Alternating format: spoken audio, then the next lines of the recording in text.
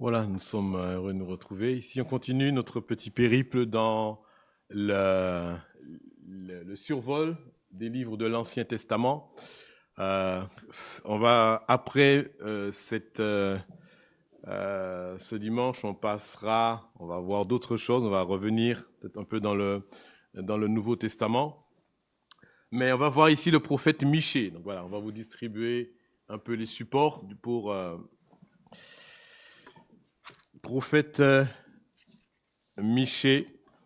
Alors c'est un petit prophète, hein, petit, son livre n'est pas grand. Vous vous rappelez, la semaine dernière, nous avons vu Ésaïe avec 66 livres. C'était beaucoup, hein? Et ici, nous avons 7 chapitres, donc c'est beaucoup plus court. Alors je veux quand même dire qu'on est reconnaissant aux frères aux États-Unis qui a travaillé un peu sur tout ça et puis qui nous a laissé utiliser et modifier comme on veut, hein, avec tous les droits. Donc, ça nous fait un bon support de travail et on est reconnaissant au Seigneur pour ce que les autres font, ce qu'ils ont fait. Et nous pouvons bénéficier de cela avec reconnaissance. Alors, ça va, tout le monde a le papier. Donc le contexte et puis l'arrière-plan de Michée. Donc on peut déjà peut-être ouvrir notre Bible dans Michée. Amos, Abdias, Jonas, et après c'est Michée.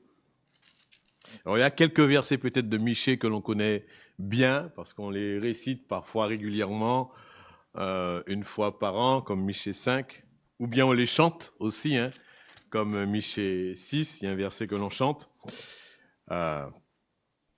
Mais c'est un petit prophète, et contrairement à Ésaïe, hein, qu'on a vu la semaine dernière, qui était lui de la ville et puis de famille probablement aristocratique, eh bien Michée, lui, était de la campagne, un peu de la zone rurale. Hein. Il vient d'un village des collines qui s'appelle Moréchet, quoi qu'on dit comme ça, Moréchet-Gat, et qui était situé à peu près une quarantaine de kilomètres au sud d'ouest de Jérusalem. Okay. Donc le nom de Michée signifie qui est comme l'Éternel. Qui est comme l'Éternel. Donc Michée a exercé son ministère prophétique parallèlement à celui d'Ésaïe. Donc durant les règnes du roi Jotham, on a vu ça la semaine dernière, Akaz et puis Ézéchias. Donc entre 750 et 686. Alors si vous lisez par exemple Osée 1.1, vous allez voir que Ésaïe, donc ces deux prophètes, citent les mêmes rois, donc ils ont exercé le ministère à une même époque. Donc on pourrait dire que le contexte politique, religieux, historique dans lequel Michée a exercé son ministère est le même que celui de Osée et puis aussi d'Ésaïe. Hein. Donc ils étaient à l'époque où la puissance assyrienne était extrêmement dominante. Et il y avait une pression constante, on avait dit ça la semaine dernière, hein, de conquête de territoire, d'annexion, et puis de jeu d'alliance pour pouvoir se délivrer de la menace de notre peuple. Et toujours, il y avait pour le peuple cette tentation de chercher le secours auprès des militaires. Alors, Michée prêche ceci, hein, que la sécurité nationale, la sécurité ne s'obtient pas par des artifices politiques, des moyens politiques, mais elle s'obtient en plaçant sa confiance, surtout pour le peuple de Dieu, hein, en plaçant sa confiance en Dieu, et en se repentant, hein, de ses péchés. Alors, Michée s'adresse très rarement au royaume du Nord. Rappelez-vous que tout Israël est divisé, hein, en deux parties. Le royaume du Nord avec 10 tribus, et puis le royaume du Sud avec 2 tribus. Au Nord, la capitale, vous vous rappelez, c'est quoi la capitale au Nord? Quelqu'un peut me dire? La Samarie, et au Sud, la capitale, c'est Jérusalem. Hein, Jérusalem. Alors, si vous regardez Michée, il s'adresse à un moment donné aux aux deux. Hein. Premier verset, il dit « Parole de l'Éternel fut adressée à Michée de Moréchet au temps de Jotham, Akaz, Ézéchias, roi de Juda, prophétie sur Samarie et sur Jérusalem. » D'accord ? Bon, il va prophétiser plus particulièrement sur le royaume de Juda, mais il y aura aussi de temps en temps des choses qui seront dites à propos du royaume du nord. Donc il déclare vraiment, il se déclare lui-même comme un prophète rempli de l'esprit. Regardez au chapitre 3 et au verset 8. Il dit « Moi, je suis rempli de force et de l'esprit de l'Éternel. Je suis rempli de justice et de vigueur pour faire connaître à Jacob son crime et à Israël son péché. » Hein. Donc c'est un prophète qui est plein de vigueur, qui dénonce vraiment les choses avec force. Il annonce les conséquences du péché, bien du peuple. Dieu va exercer un jugement. Donc il prononce là à la fois sur Samarie, mais aussi sur Jérusalem. Mais parallèlement à cela, hein, dans le livre de le message de Michée, il y a des messages d'espérance. Hein. Donc, jugement, mais à chaque fois des messages d'espérance et de restauration de la part de Dieu. Donc, c'est en gros ce que l'on voit dans Michée, en tout cas ce contexte. Hein. Même époque qu'Ésaïe, avec des troubles, beaucoup de péchés dans le peuple, de rébellion.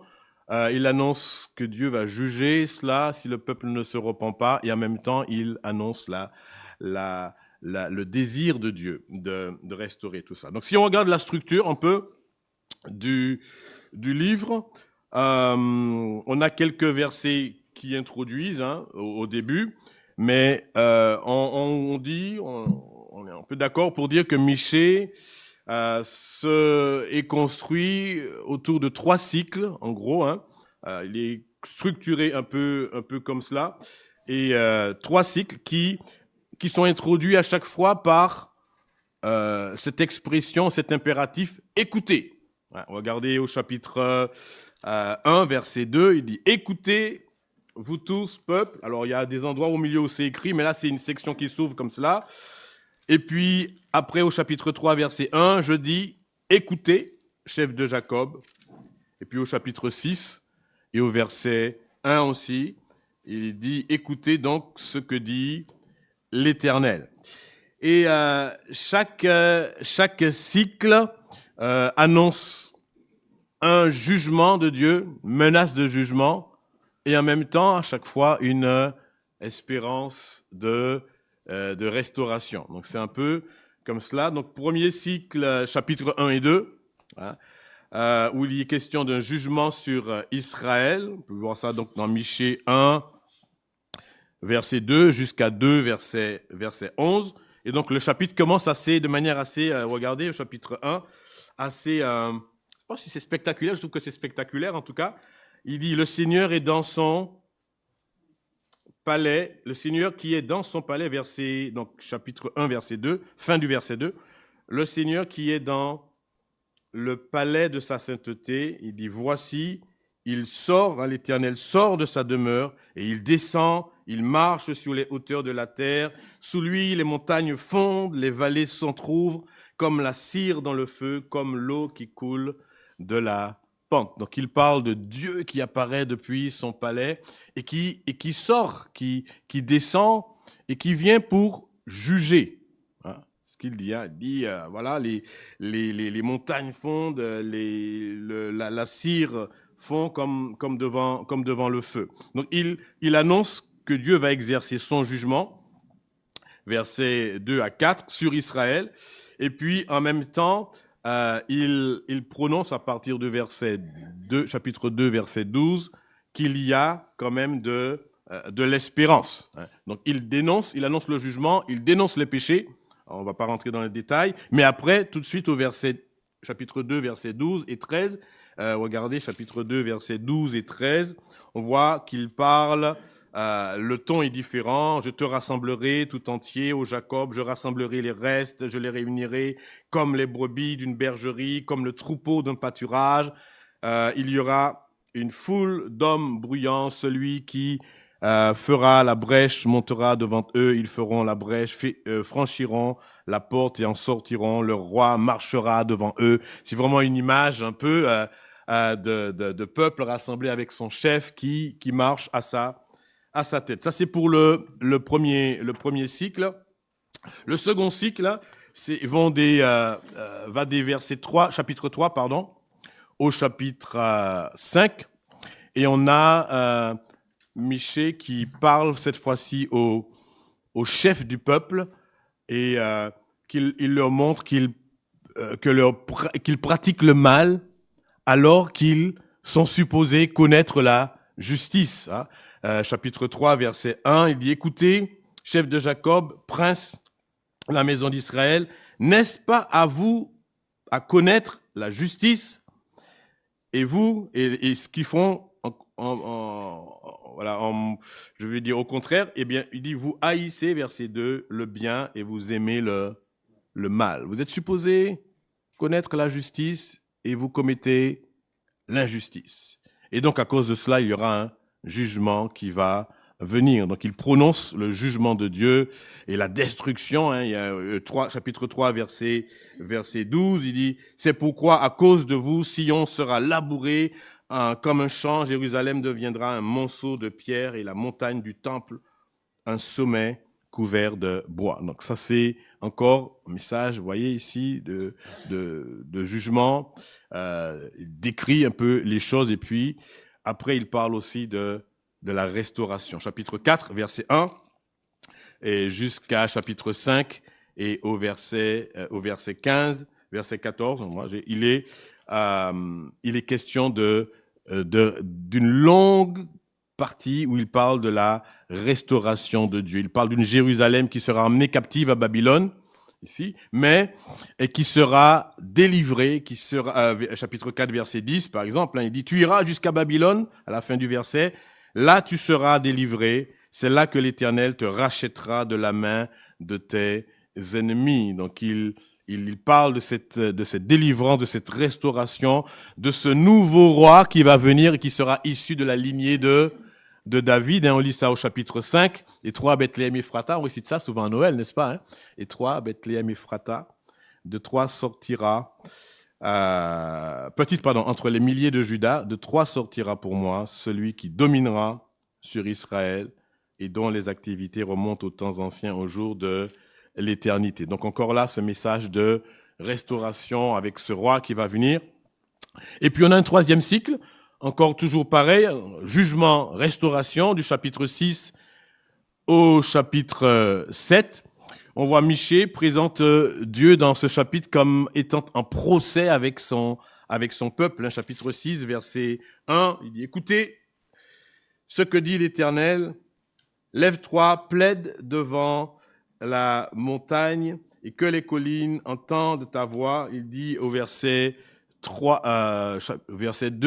la deuxième partie du verset 2, « Car l'Éternel a un procès avec son peuple. » Il veut plaider avec Israël. Donc il présente cela comme Dieu étant en procès avec son peuple.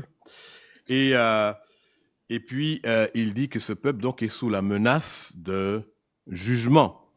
Verset 13, verset 16, et tout cela à cause de ces pratiques injustes. Donc, vous voyez, à chaque fois, on retrouve ce cycle, et puis ensuite, au chapitre 7, verset 7 à 20, là, il termine avec une note qui est, je trouve, extraordinaire quand on lit ce passage. Regardez chapitre 7, et à partir du verset 7 jusqu'au verset 20, il exprime un peu, on pourrait dire, c'est presque comme une confession du prophète lui-même. Il dit, pour moi, je regarderai vers l'Éternel, je mettrai mon espérance dans le Dieu de mon salut. Mais il termine surtout les derniers versets, à partir du verset 18, avec une note qui plonge le regard dans la grâce de Dieu. Il dit, quel Dieu est semblable à toi, qui pardonne l'iniquité, qui oublie les péchés du reste de son héritage. Il ne garde pas sa colère à toujours, car il prend plaisir à la miséricorde. Il aura compassion de nous, il mettra sous ses pieds nos iniquités. Tu jetteras au fond de la mer tous leurs péchés, tu témoigneras de la fidélité à Jacob, de la bonté à Abraham, comme tu l'as juré à nos pères au jour d'autrefois. Fin. Je trouve ça extraordinaire parce que le livre s'ouvre sur un c'est tonitruant. Hein. Dieu, dans sa sainteté, de sa demeure, il descend pour juger à cause du péché. Et le livre se termine avec Dieu est plein de compassion et qu'il n'oublie pas son alliance faite avec ses pères. Quel est ce Dieu qui se lève de son trône, de son siège, de sa sainteté, qui descend pour juger? Eh bien, c'est celui qui pardonne l'iniquité et qui oublie le péché. Donc, c'est tout le contraste ici que l'on trouve dans ce livre de Michée.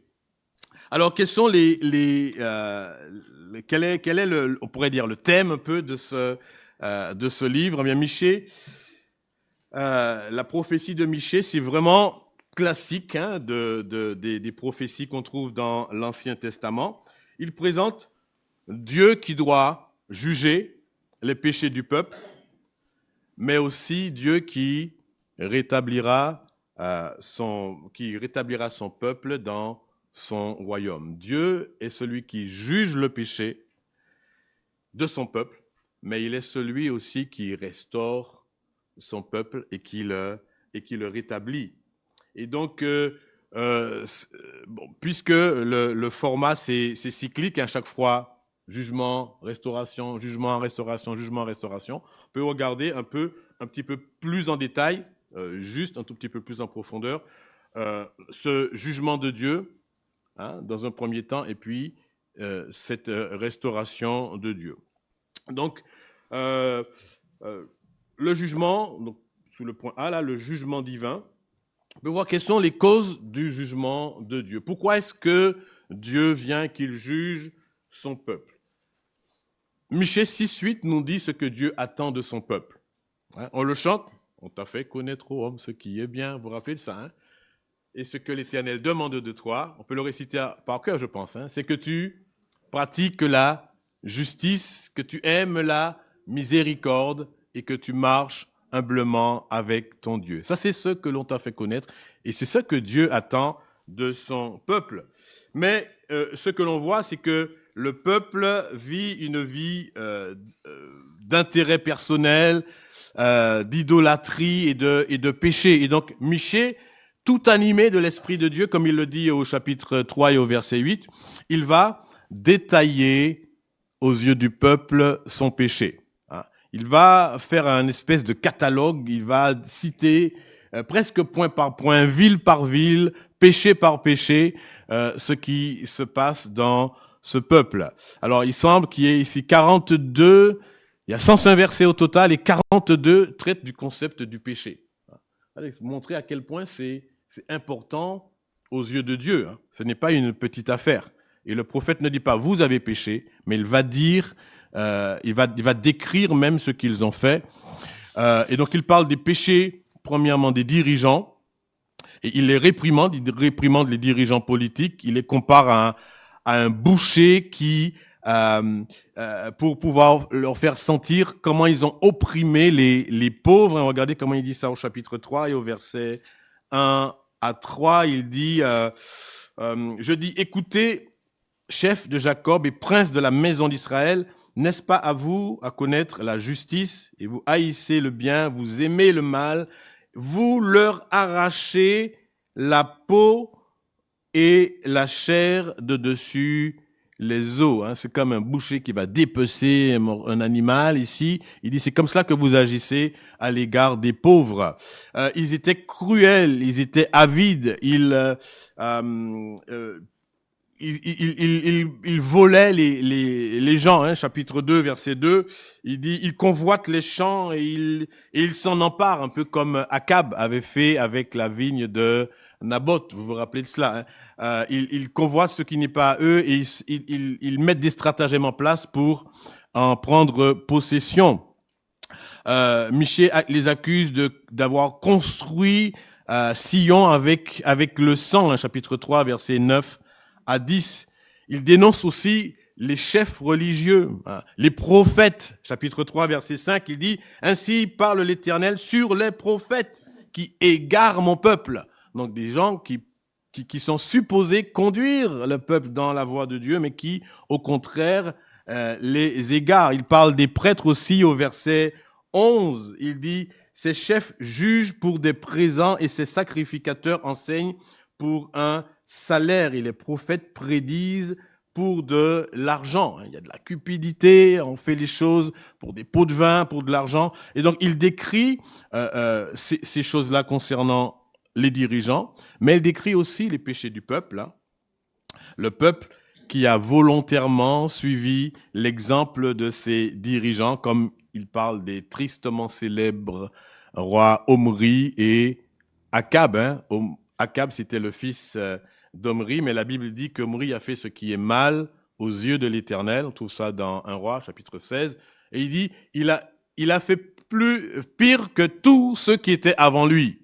Et puis quand on arrive à Akab, il dit qu'à Akab, il n'y a personne. Lui, il n'y a personne qui a fait aussi mal que lui. Eh bien, ce que dit ici Michée au peuple, regardez ce qu'il dit au chapitre 6 et au verset 16, il dit on observe les coutumes d'Omri et toute la manière d'agir de la maison d'Akab. Vous marchez d'après leurs conseils.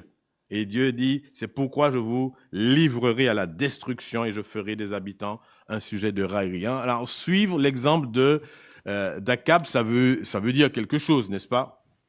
Donc, il y avait des pratiques occultes, hein, vous avez ça sur le papier, et ils écoutaient les faux prophètes, ils adoraient, leur adoration était hypocrite, hein, chapitre 6, versets 6 à 8. Il y avait de la violence, de la tromperie. Il dit, même les amis et les membres de la famille ne pouvaient pas être dignes de confiance. Chapitre 7, regardez ça au verset 5, chapitre 7 et versets 5 et 6, il dit, ne crois pas un ami et ne te fie pas à un intime devant celle qui repose sur ton sein. Garde les portes de ta bouche, car le fils outrage le père, la fille se soulève contre sa mère, la belle-fille contre sa belle-mère, et chacun a pour ennemi les gens de sa maison. Voilà le niveau de relation, on pourrait dire, hein, qui existait. Et Jésus cite cela d'ailleurs hein, dans l'évangile de Matthieu, hein, quand il dit qu'un homme aura pour ennemi les gens de sa maison. Donc, tout un tas de choses que le prophète prend le temps d'énumérer pour montrer, pour expliquer à quel point ils se sont éloignés de Dieu ici. Hein. Et il montre que la racine de tout cela, ce qu'il y a au cœur de tout cela, c'est que le peuple a oublié toutes les grâces que Dieu a manifestées envers leur Père. Chapitre 6, vous pouvez voir ça au verset 3 et au verset 5. Donc, ça c'est la cause, mais quelle est la nature du jugement que Dieu va porter sur le peuple? Le frère Kefta a fait remarquer que le livre examine le jugement de Dieu du point de vue de la loi du talion. Vous vous rappelez la loi du talion, œil pour œil et dent pour dent. Hein. Si on regarde au chapitre 2, versets 2 et 4, il est question de ceux qui ont accaparé les terres, eh bien il est question que eux aussi ils vont connaître la même chose, hein, œil pour œil et dent pour dent. Mais aussi, on peut voir que dans son jugement, Dieu ne parle pas seulement de son peuple, mais il parle de tous ceux qui aussi agissent de manière méchante, et que tous ceux qui agissent de manière méchante sont sous le coup de son jugement. Alors le châtiment de Juda, on peut le voir ici, comportait plusieurs éléments. Hein. D'abord, on peut voir, on va passer vite, mais la perte de pouvoir, ici, chapitre 4, je vous l'ai mis, 5 et 10 à 9, le siège et la destruction de Jérusalem, et puis d'autres villes, la destruction même des objets militaires, des chars, on le voit, hein, il est question de la destruction de ces choses-là, de l'exil aussi, Ils seront exilés.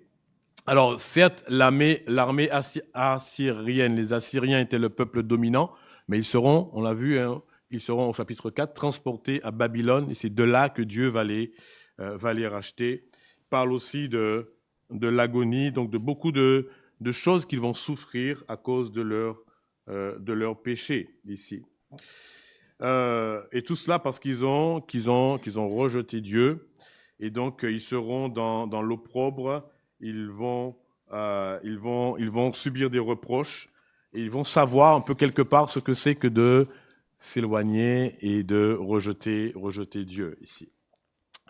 Mais dans tout cela, hein, et à chaque fois c'est ça le thème, eh bien le prophète parle de la restauration que Dieu amène. Alors quelle est la nature de cette restauration? Alors 33 versets aussi offrent aux pécheurs l'espoir d'une restauration. Et à chaque fois, on peut voir que cette restauration, elle n'a pas pour fondement la gentillesse du peuple, hein, elle n'a pas pour fondement le fait qu'il est capable de changer, de faire volte-face. Michée montre, on le voit surtout à la fin de sa prophétie ici, que le fondement de la restauration se trouve en Dieu lui-même, dans la nature de Dieu, premièrement, et puis dans la fidélité de Dieu à ses promesses. Je relis un peu le chapitre 7, verset 18. « Quel Dieu est semblable à toi qui pardonne l'iniquité, qui oublie les péchés du reste de ton héritage. Il ne garde pas sa colère à toujours, car il prend plaisir à la miséricorde. Il aura compassion de nous. Il mettra sous ses pieds nos iniquités, et tu jetteras au fond de la mer tous leurs péchés. » C'est intéressant de voir qu'il ne dit pas des choses que le peuple va faire ici. Il parle uniquement du point de vue de Dieu, de ce qu'il fera. Et tout le fondement, c'est sur la nature et le caractère de Dieu lui-même. Et puis aussi, il parle au verset 20 de la fidélité de Dieu. Il dit, tu témoignes la fidélité à Jacob, de la bonté à Abraham, donc chapitre 7, verset 20, comme tu l'as juré à nos pères au jour d'autrefois. Et ça, c'est promesses.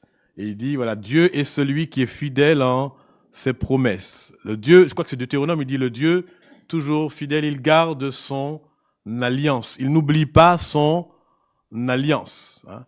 Et ça, c'est ce qui garantit les promesses. Regardez au chapitre 4, verset 4, il dit ici, chapitre 4 et au verset 4, il dit à la fin, oui, même au début, hein, il dit, ils habiteront chacun sous sa vigne et sous son figuier, et il n'y aura personne pour les troubler. Donc ça va être la paix. Et pourquoi cela? Car la bouche de l'Éternel des armées a parlé. Donc c'est une manière de dire Dieu est fidèle. Ce qu'il a prononcé, il le fera. Alors il est fidèle dans ses menaces. S'il dit qu'il va juger le péché, il jugera le péché. S'il dit que l'âme qui pêche, c'est celle qui mourra, c'est ce qui se passera. S'il dit, vous périrez tous si vous ne vous repentez pas, c'est ce qui se passera. Il est fidèle. Mais il est aussi fidèle dans son alliance, dans ce qu'il a prononcé comme promesse, il l'accomplit aussi. Et donc c'est le fondement sur lequel le prophète Michée appelle le peuple à se tourner vers Dieu. Mais la restauration, on peut le voir, concerne certes le retour de l'exil de Babylone, chapitre 4, verset 10, la défaite des ennemis, mais aussi Michée anticipe, je crois, un rétablissement bien plus lointain. Hein. Il parle des derniers jours. Chapitre 4, verset 1, regardez.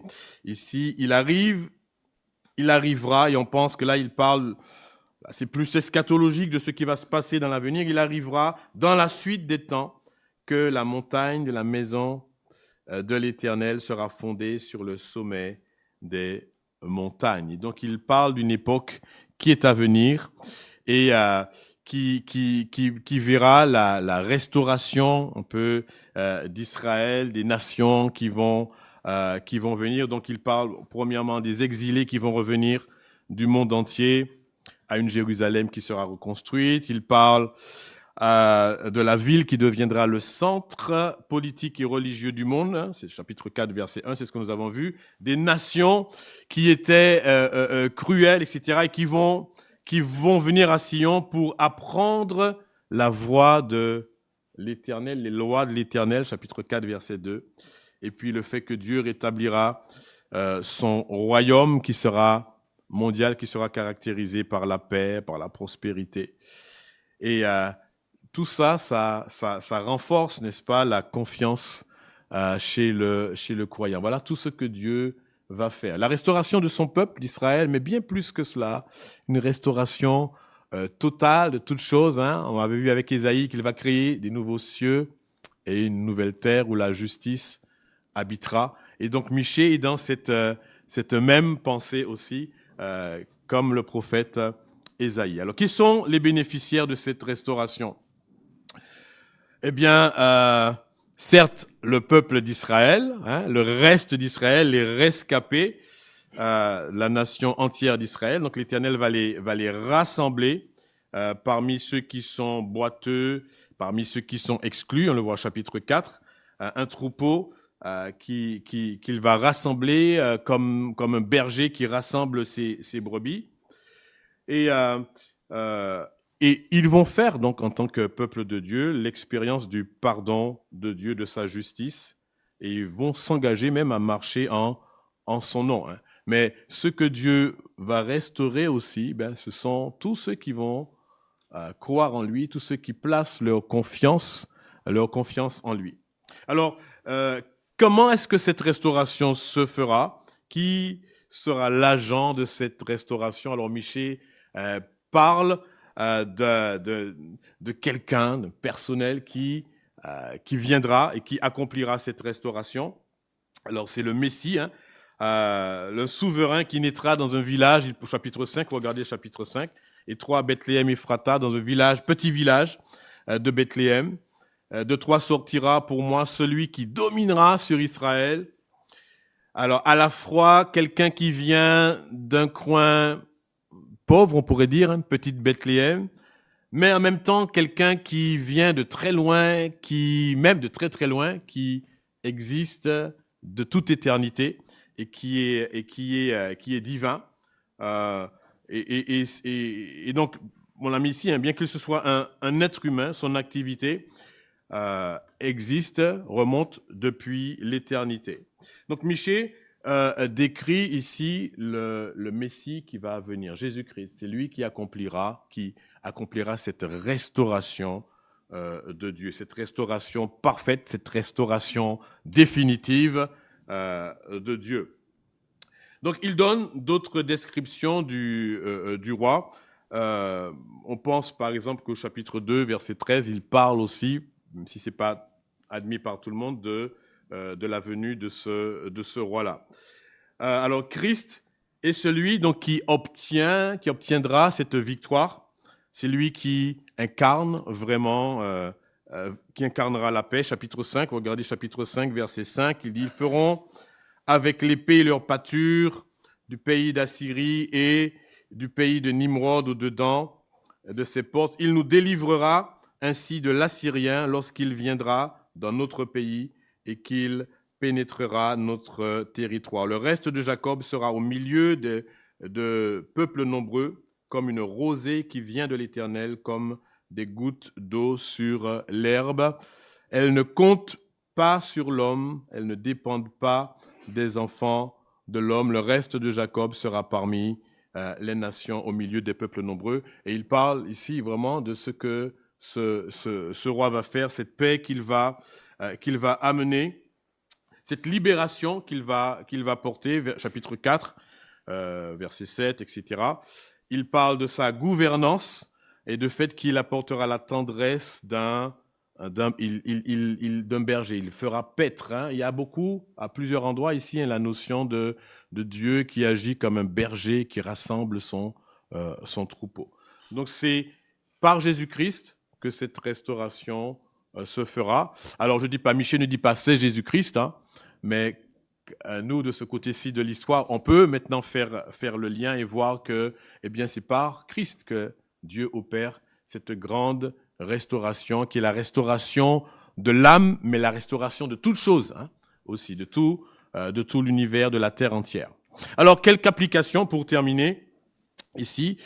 On peut, quand on lit l'Ancien Testament, trouver que ce qui est décrit parfois, c'est loin de nous, hein. On ne vole pas les terrains des gens, nous. On peut dire qu'on fait pas ça. Hein, ce qui est décrit, on peut avoir l'impression d'être loin des péchés qui sont décrits dans Michée ou dans les prophètes. Ça nous paraît même très violent, hein, plus violent que ce que nous pouvons faire parfois.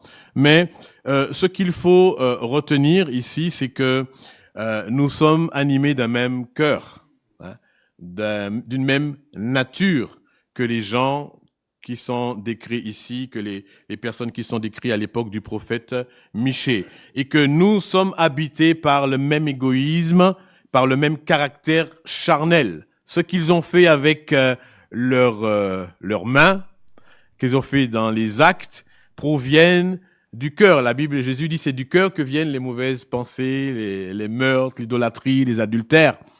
Donc c'est d'abord dans le cœur que cela naît. Et Jésus dit que vous avez appris tu ne commettras point d'adultère, mais qu'est-ce que je dis? Si quelqu'un regarde une femme avec le désir avec un désir de la convoitise, eh bien, il a déjà commis un adultère dans son cœur. Notre cœur est le même, parce que c'est là qu'est le siège même du péché. Donc, Michée nous amène à regarder à notre propre cœur et à voir combien il est aussi mauvais. Et comme on le dit souvent, hein, parfois le péché, c'est qu'une question d'opportunité. Hein. On ne fait pas des choses parce qu'on est dans une circonstance qui peut-être nous restreint, nous limite, mais si parfois des opportunités se présentaient, peut-être qu'on pourrait basculer de la même manière. Okay. Et donc, il faut être vigilant là-dessus. Comme les hommes de Juda, parfois on peut avoir cette attitude où on essaye d'acheter Dieu, c'est-à-dire je vais au culte, je fais ceci, j'œuvre, j'accomplis des choses.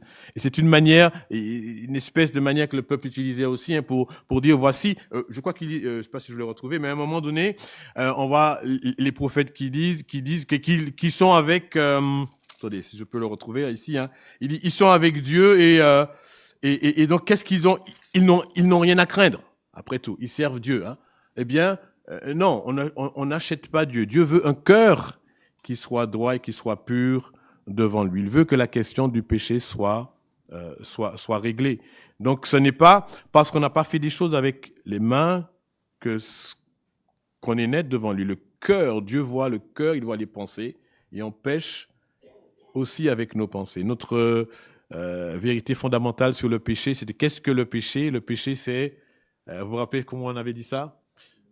Hein, c'est tout manque de conformité à la loi morale, je crois qu'on avait dit comme ça, hein, de Dieu, hein, soit par nos actes, soit par nos paroles, ou soit par nos pensées. Voilà, c'était ça le péché. Hein. C'est pas simplement les actes, c'est aussi la parole et les pensées. Donc ça, nous sommes concernés par ce que Michée dit ici. Mais Michée ne nous laisse pas dans un état désespéré. Hein. Il nous motive aussi à la repentance. Et comment il le fait? Il le fait en montrant la miséricorde de Dieu. Il montre que Dieu est un Dieu qui juge, mais il dit que Dieu est un Dieu qui aime sauver aussi, qui est plein de compassion. Alors, il appelle le peuple à se repentir. Ça, c'est une chose qu'on peut voir. Puis Michée nous encourage aussi, hein, à dénoncer le péché. Il dit, je suis plein d'esprit, plein de force et de courage pour dénoncer le mal.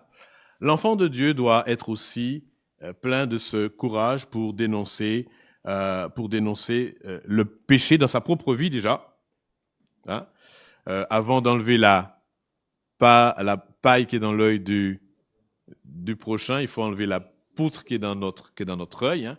Et donc on a besoin de cela, mais on ne doit pas être apathique, on ne doit pas demeurer dans un état insensible, on ne doit pas s'acclimater au péché qu'il y a autour de nous. Parfois on dit bon, que voulez-vous, c'est la vie, les gens sont comme ça maintenant, et puis on accepte, et si on le voit, on n'a même pas la force de dire mais ça c'est pas droit.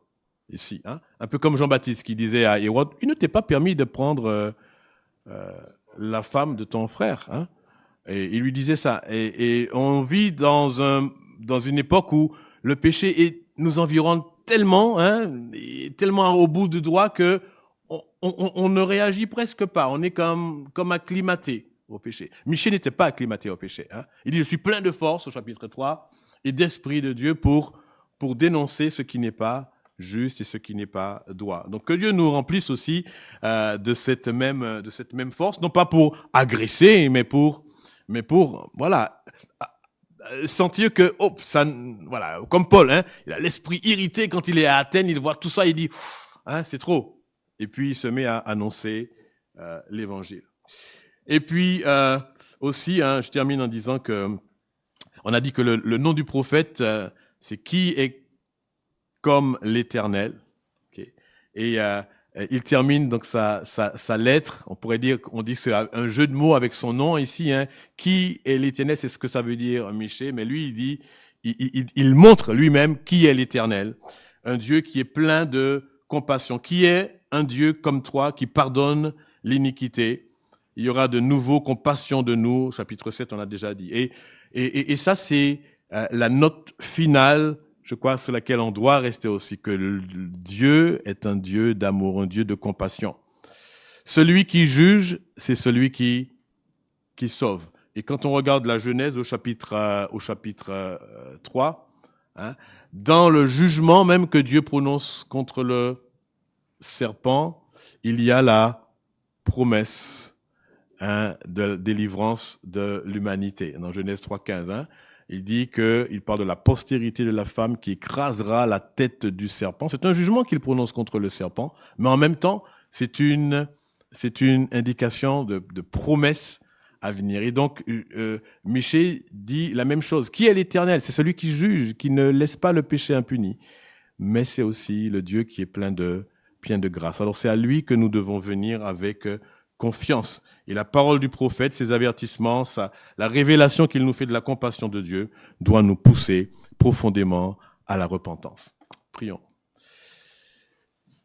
Oui, Seigneur notre Dieu, nous te remercions encore pour ta parole qui est la vérité. Je te prie que tu nous donnes de pouvoir considérer toute ta parole, même les prophéties parfois que nous trouvons difficiles. Je te prie que tu nous aides à les apprécier à leur juste valeur, et merci de nous donner de l'intelligence pour les saisir et ton esprit pour les appliquer à notre vie, à la gloire de ton nom.